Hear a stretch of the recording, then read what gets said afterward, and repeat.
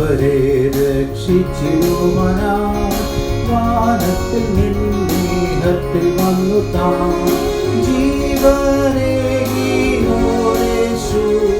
ഭൂവിൽ തിരികെ വരും. വേഗമേശു രക്ഷകനാഗമിച്ചിടും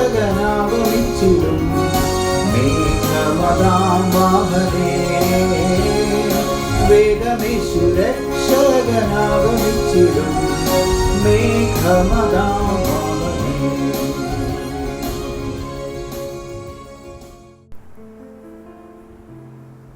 ദൈവനാമത്തിന് മഹത്വമുണ്ടാകട്ടെ.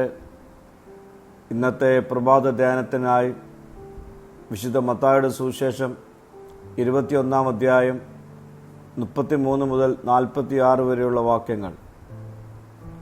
ഇന്നത്തെ ചിന്ത ജീവനുള്ള മൂലക്കല്ല്.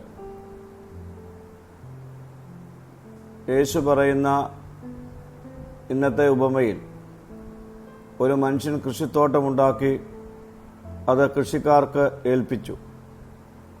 പിന്നീട് ഫലമെടുക്കുവാൻ തൻ്റെ ദാസന്മാരെ അയക്കുന്നു. എന്നാൽ കൃഷിക്കാർ ദാസന്മാരെ അടിക്കുകയും ചിലരെ കല്ലെറിഞ്ഞ് നശിപ്പിക്കുകയും ചെയ്തു. അവസാനം ഉടമ സ്വന്തം മകനെ അയക്കുന്നു. എന്നാൽ അവനെയും അവർ കൊന്നുകളയുന്നു. ഈ ഉപമയിൽ കൃഷിത്തോട്ടം ദൈവരാജ്യവും, ദാസന്മാർ പ്രവാചകന്മാരും, മകൻ യേശുക്രിസ്തുവുമാണ്. ഇസ്രായേൽ ജനതയ്ക്ക് ദൈവം പല പ്രവാചകന്മാരെയും അയച്ചു. പക്ഷേ അവർ പലരെയും നിരസിച്ചു. മനുഷ്യൻ തള്ളിയ കല്ലാണ് ദൈവം മൂലക്കല്ലായി മാറ്റിയത്. ഈ കല്ലാണ് യേശുക്രിസ്തു. യേശു മരിച്ച കല്ലല്ല, ജീവനുള്ള മൂലക്കല്ലാണ്. അവൻ സഭയുടെ അടിസ്ഥാനമാണ്. അവൻ രക്ഷയുടെ വഴിയാണ്. അവൻ ജീവിതത്തിൻ്റെ ഉറവിടമാണ്. നാം യേശുവിനെ സ്വീകരിക്കുന്നവരാണോ അതോ അവനെ നമ്മുടെ ജീവിതത്തിൽ തള്ളിക്കളയുന്നവരാണോ?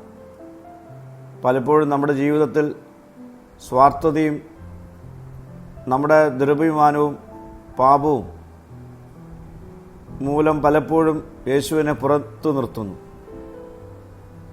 പക്ഷേ ദൈവം നമ്മെ ഇന്നും വിളിച്ചുകൊണ്ടിരിക്കുകയാണ്.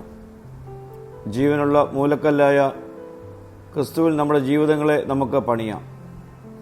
പ്രിയരെ, നമ്മുടെ ജീവിതം ഒരു വീട് പോലെയാണ്. വീട് പണിയുമ്പോൾ മൂലക്കല്ല് ശരിയായിരിക്കണം. മൂലക്കല്ല് തെറ്റിയാൽ മുഴുവൻ കെട്ടിടവും തകരും. അതുകൊണ്ട് നമ്മുടെ ജീവിതം ക്രിസ്തുവാകുന്ന മൂലക്കല്ലിൽ പണിയാം. നമ്മുടെ ജീവിതവും കുടുംബവും വിശ്വാസവും അവനിൽ പണിയുവാൻ ഈ നാളുകളിൽ നമുക്ക് ഒരുങ്ങാം.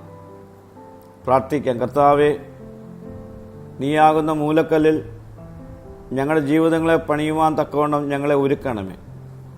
മഹത്വം നീ എടുക്കണം. യേശുവിൻ്റെ നാമത്തിൽ തന്നെ. ആമീൻ.